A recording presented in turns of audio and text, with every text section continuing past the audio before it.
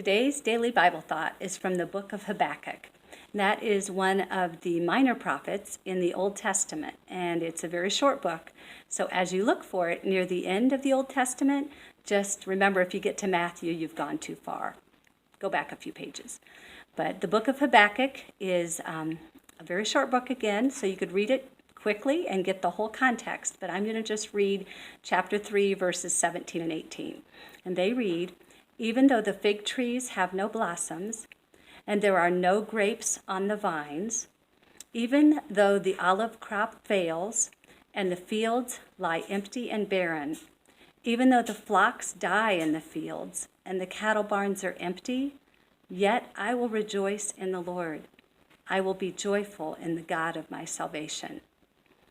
Now, it's obvious that the Israelites at that time were going through a very difficult period of time. And we're going through a hard time. And so even though bad things happen, we have that end of those verses that says, "Yet I will rejoice in the Lord. I will be joyful in the God of my salvation." Now, it doesn't mean that bad things don't happen. And it doesn't mean we don't hurt or grieve and mourn when bad things happen. But deep down inside us, there's a resilient joy. It's hard to put it into words, but we feel joy or we experience joy. It's more than a feeling because God doesn't change. And so we don't tell people who are grieving, well, hey, just smile and be happy. It's not happiness. Happiness is based on circumstance. Joy is based on reality.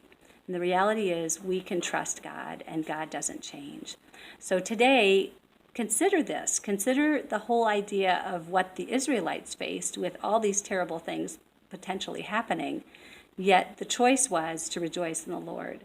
So today, when it gets cloudier rather than sunnier, choose, think, reflect on the fact that you can base your life on reality too. The reality is we can still rejoice in the Lord.